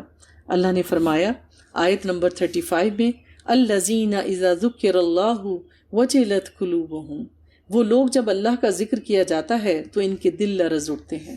تو مومن کا دل نرم ہوتا ہے. دراصل توحید ہماری فطرت میں ہے. اللہ نے ہم سے وعدہ الست لیا تھا. تو ہر بچہ جو پیدا ہوتا ہے وہ فطرتاً مسلمان ہی ہوتا ہے. یہ اس کے گھر والے ہیں، یہ اس کا ماحول ہے، یہ اس کے والدین ہیں کہ اس کو جس طرح سے پرورش کرتے ہیں پھر وہ بچہ ویسا ہی ہو جاتا ہے. تو لہٰذا جب بھی حالات کارساز ہوتے ہیں تو پھر کیا ہے، انسان اپنی فطرت کی طرف لوٹتا ہے. تو ہم دیکھتے ہیں کہ کچھ لوگ اپنے دین کو چھوڑ کر جس پہ وہ پہلے تھے دین اسلام کی طرف آ جاتے ہیں، وہ اپنی فطرت کی طرف لوٹتے ہیں. تو اللہ تعالیٰ کہتے ہیں اور ان کو جو بھی تکلیف پہنچے اس پر صبر کرنے والے اور نماز قائم کرنے والے ہیں، اور جو کچھ ہم نے ان کو دیا ہے وہ اس میں سے خرچ کرتے ہیں. تو صبر کرنا، نماز قائم کرنا، زکوٰۃ دینا اور اللہ کی راہ میں خرچ کرنا، یہ دین کا شعار ہے، مومن کی نشانی ہے. پھر اگلی آیات میں اونٹ کو قربان کرنے کا طریقہ بتایا گیا ہے کہ اونٹ کی قربانی جو ہے وہ باقی جانوروں سے ذرا مختلف ہے. اونٹ کو کھڑے کر کے قربان کیا جاتا ہے اور اس کی گردن کے اوپر ایک برچھا مارا جاتا ہے جس سے اس کی مین جو رگ ہے وہ کٹ جاتی ہے اور اس کا خون جو ہے وہ فوارے کی طرح سے نکلتا ہے.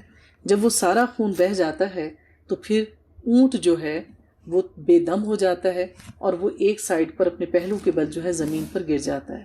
تو جب وہ ٹھنڈا ہو جائے، زمین پہ خود گر جائے، تو پھر اس کو ذبح کرو. فَكُلُوا مِنْهَا وَأَطْعِمُوا الْقَانِعَ وَالْمُعْتَرَ، تو پھر اس میں سے خود بھی کھاؤ اور قناعت میں بیٹھنے والوں اور سوال کرنے والوں کو بھی کھلاؤ. یعنی جو منہ سے مانگ رہا ہے اس کو بھی دو، جو نہیں مانگ رہا اس کو بھی اپنے کھانے میں شریک کرو. اسی طرح ہم نے ان کو تمہارے لیے مسخر کر دیا تاکہ تم شکر ادا کرو. اللہ کا ہر حال میں شکر ادا کرنا چاہیے. انسان جو صدقہ، خیرات، زکوٰۃ، قربانی جو بھی کچھ کرتا ہے وہ اللہ کی دی ہوئی نعمتوں میں سے ہی تو کرتا ہے. ہم کہیں اور سے تو نہیں لاتے، یہ سب کچھ اللہ نے ہمیں دیا ہے. تو اللہ کا بہترین شکر ادا کریں کہ اللہ تیری دی ہوئی توفیق سے ہی ہم کچھ نیک کام کر پاتے ہیں. اگر اللہ ہمیں خوشحال نہ کرتا تو ہم کیسے صدقہ خیرات کرتے اور پھر کیسے ہمیں یہ ساری نیکیاں نصیب ہوتی. آیت نمبر 37 میں، لَن يَنَالَ اللَّهُ لَهَا لَحُومُهَا وَلَا دِمَاؤُهَا وَلَكِن يَنَالُهُ التَّقْوَى مِنْكُمْ. اللہ نے نہ تو ان کے گوشت پہنچتے ہیں، یعنی اللہ تک تو ان کا گوشت نہیں جاتا، وہ تو انسان ہی کھاتے ہیں، اور نہ ہی ان کے خون، لیکن اس تک پہنچتا ہے تمہاری طرف سے تقوی. اللہ دیکھ رہا ہوتا ہے کہ میرا بندہ کس چیز کی قربانی کر رہا ہے، اس کی استطاعت کتنی تھی۔ جب اس نے قربانی کی تو قربان ہونے والے جانور کے گوشت کا کیا کیا؟ کیا سارا اپنے ہی ڈی فریزر میں رکھ لیا، یا سارے اچھے اچھے حصے صرف اپنے لیے رکھ لیے؟ تو اللہ تعالیٰ اخلاص دیکھتا ہے۔ تو جب آپ جانور قربانی کا لیں تو دیکھیں کہ وہ بہت خوبصورت ہو، جو شرائط قربانی کے لیے عائد کی گئی ہیں ان کو پورا ہونا چاہیے۔ اس قربانی کے جانور کو پالیں تو بہت ہی اچھا ہے، بہت زیادہ اجر ہے اس کا، لیکن چند دن پہلے ضرور لے کر آئیں تاکہ اللہ کی راہ میں دینے والے جانور کو آپ اس کی خدمت کریں، اس کی کچھ دل میں آپ کے محبت پیدا ہو جائے، پھر آپ اس کو قربان کریں۔ تو یہ ہے قربانی کی اساس، اللہ جو ہم سے چاہتا ہے۔ تو کیونکہ اللہ تعالیٰ قربانی کو اخلاص اور تقوی کے ساتھ قبول کرتا ہے، ریاکاری کے لیے نہیں۔ جو لوگ دکھاوے کے لیے 8-8 10-10 جانور قربان کریں، بڑے سے بڑا جانور خریدیں کئی من اور ٹن کا، تو اللہ کو یہ دکھاوے نہیں چاہیے، اخلاص چاہیے۔ آپ نے دیکھا تھا نا کہ قابیل کی قربانی اللہ تعالیٰ نے قبول نہیں کی تھی۔ پھر اللہ تعالیٰ فرماتے ہیں کہ اس طرح اس نے تمہارے لیے مسخر کر دیا تاکہ تم اللہ کی تکبیر کیا کرو۔ تو دونوں عیدوں پہ ہمیں کیا ہے، جب نماز کے لیے جائیں تو اللہ تعالیٰ کی تکبیرات بیان کریں، اور اسی طرح اللہ کی تکبیر پڑھ کے جانوروں کو قربان کیا جاتا ہے۔ وہ تکبیر کیا ہے؟ اللہ اکبر، اللہ اکبر، لا الہ الا اللہ، واللہ اکبر، اللہ اکبر وللہ الحمد، یہ تکبیرات بیان کی جاتی ہیں۔ وبشر المحسنین، اور نبی صلی اللہ علیہ وآلہ وسلم جو لوگ احسان کے درجے پر عمل کرتے ہیں ان کو بشارت دے دیجیے۔ وہ صرف فرض ادا نہیں کرتے، وہ نوافل بھی ادا کرتے ہیں۔ وہ صرف حرام چیزوں کو نہیں چھوڑتے، وہ مکروہات کو بھی چھوڑ دیتے ہیں۔ وہ صرف 5 نمازیں نہیں پڑھتے، وہ اشراق، چاشت اور تہجد کی نماز بھی پڑھتے ہیں۔ تو ان کو خوشخبری دے دیں، جو اللہ کے لیے زیادہ کرے گا تو اللہ تعالیٰ اس کو عطا بھی اپنی خاص جناب سے دیں گے۔ پھر اللہ تعالیٰ فرماتے ہیں آیت نمبر 52 میں، وَمَا أَرْسَلْنَا مِن قَبْلِكَ مِن رَسُولٍ وَلَا نَبِيٍّ إِلَّا إِذَا تَمَنَّى أَلْقَى الشَّيْطَانُ فِي أُمْنِيَّتِهِ۔ اللہ تعالیٰ کہہ رہے ہیں ہم نے نہیں بھیجا آپ سے پہلے کوئی رسول اور نہ کوئی نبی، مگر یہ کہ جب اس نے خود کو کوئی خیال باندھا تو شیطان نے اس کے خیال میں خلل اندازی کی۔ تو نبی اور رسول اللہ تعالیٰ کے اذن سے بات بیان کرتے ہیں جو ان کی طرف وحی کی جاتی ہے، لیکن وہ اپنی نجی زندگی میں اپنے فیصلے کرنے پر اختیار رکھتے ہیں، اپنے سوچنے پر اختیار رکھتے ہیں، اپنے ذاتی معاملات میں فیصلہ کرنے پہ اختیار رکھتے ہیں، جیسے کہ باقی انسانوں کو حاصل ہے۔ اللہ تعالیٰ کہتے ہیں ہم نے ہر انسان کو 2 آنکھیں دیں اور ہر کام کرنے سے پہلے 2 رستے بھی سجھائے ہیں، جو بھی اختیار کر لو۔ تو وہی تو انبیاء اور رسول جوں کی توں من و ان بیان کر دیتے تھے، اس میں کوئی کمی بیشی نہیں۔ لیکن جہاں معاملہ ان کی رائے کہا جاتا تھا تو ظاہر ہے ہر شخص سوچتا اپنے حساب سے۔ تو اللہ تعالیٰ کہہ رہے ہیں کہ جب وہ کچھ سوچتا ہے، خود خیال کرتا ہے اپنی سمجھ سے، اپنی عقل سے، تو پھر وہاں پر کیا ہے، وہاں پہ بعض اوقات شیطان جو ہے وہ وسوسے ڈالتا ہے۔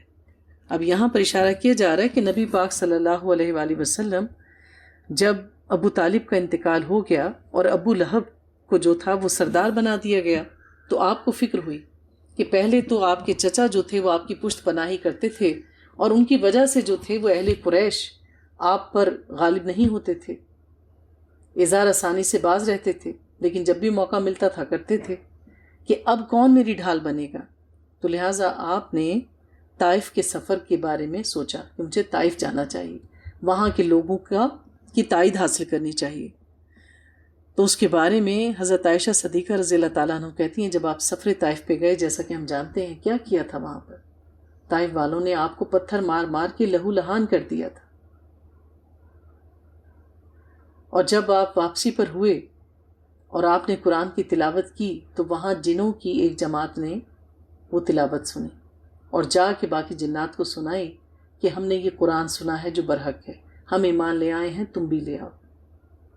تو اللہ یہ دکھانا چاہتا تھا کہ انسان جو سوچتا ہے ویسا ضروری نہیں ہے جو ہم سوچ رہے ہیں وہ بالکل ٹھیک بھی ہو۔ شیطان ہمارے دل میں وسوسے بھی ڈالتا ہے، اور اللہ جس کو چاہتا ہے اس تک خیر پہنچا دیتا ہے۔ جنات کو سنوا دیا، انسانوں نے نہیں سنا تو انہوں نے انکار کر دیا اور جنات سن گئے، تصدیق بھی کر دی، عمل بھی کیا۔ تو اللہ تعالیٰ فرماتے ہیں کہ اللہ تو منسوخ کر دیتا ہے اسے جو کچھ شیطان نے ڈالا ہوتا ہے، پھر اللہ اپنے فیصلوں کو پختہ کر دیتا ہے۔ یعنی شیطان تو اپنی کوشش میں لگا رہتا ہے کہ کوئی کمزور لمحہ انسان پر آئے اور وہ اپنا وار کرے، لیکن کیا ہے، اللہ تعالیٰ اپنے نیک لوگوں پر اور انبیاء اور رسولوں کے دلوں میں اگر شیطان کوئی وسوسہ ڈالتا تھا تو اللہ تعالیٰ اس کو دل سے نکال دیتے تھے۔ پھر اللہ تعالیٰ فرماتے ہیں آیت نمبر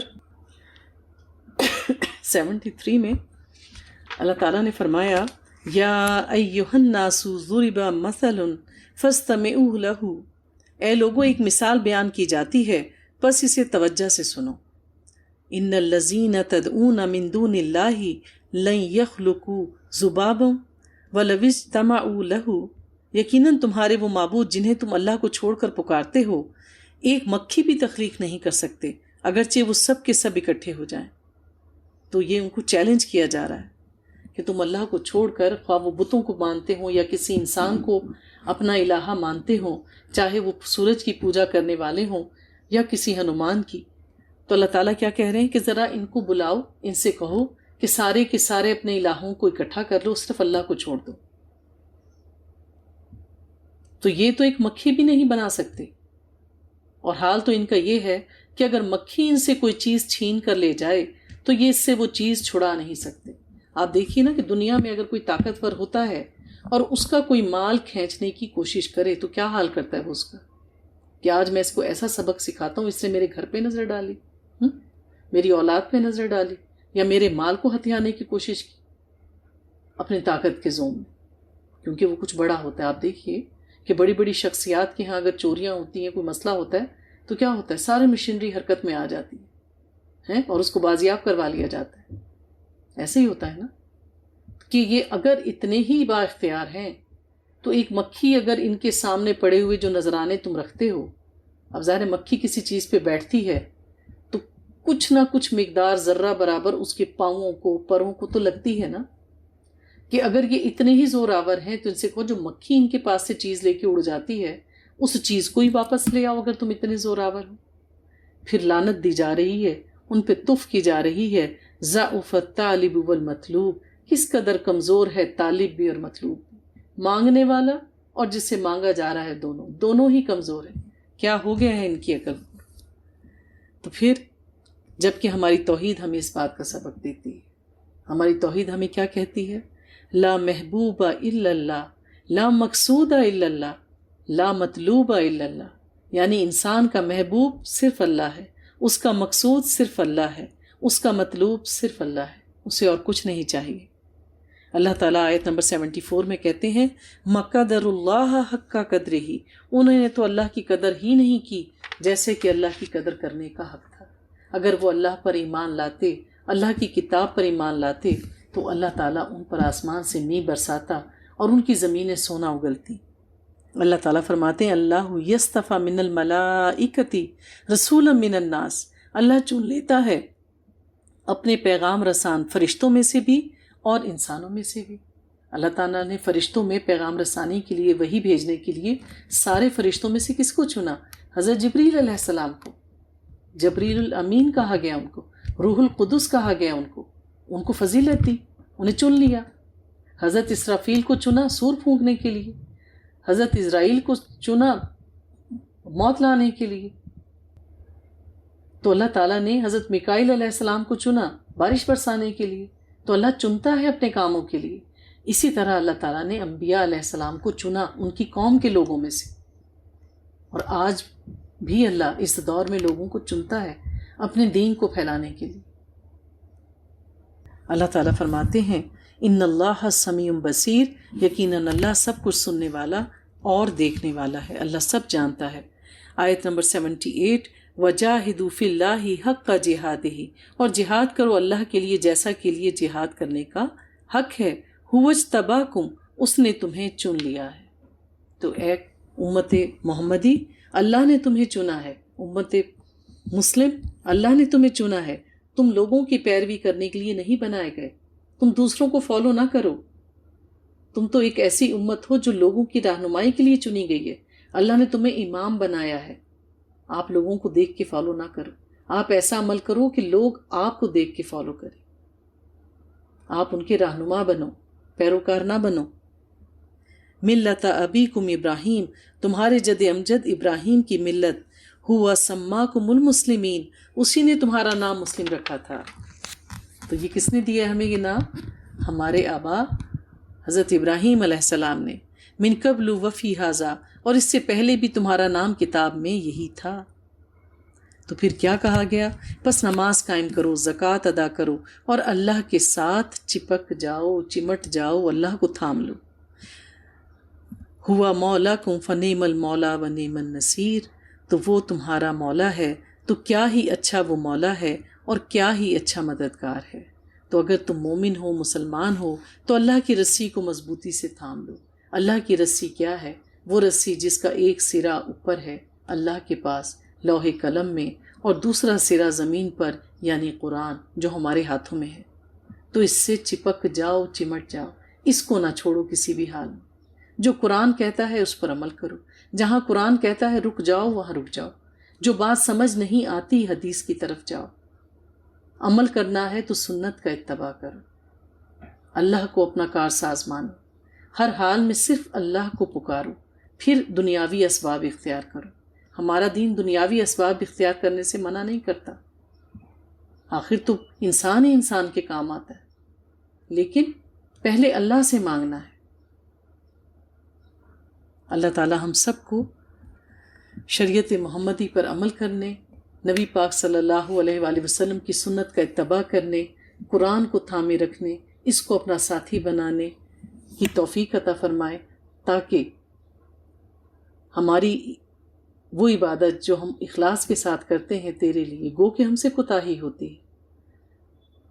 شیطان وسوسے ڈال دیتا ہے، ہمیں کمزوری ڈال دیتا ہے، ہماری نیکی اچکنے کی کوشش کرتا ہے، لیکن اللہ تو جانتا ہے. ہمیں کوشش کرنے والوں میں شامل رکھنا. اے اللہ ہمیں تقویٰ کی زندگی گزارنے کی توفیق عطا فرما. سبحانک اللہم نشہد ان لا الہ الا انت نستغفرک و اتوب الیک.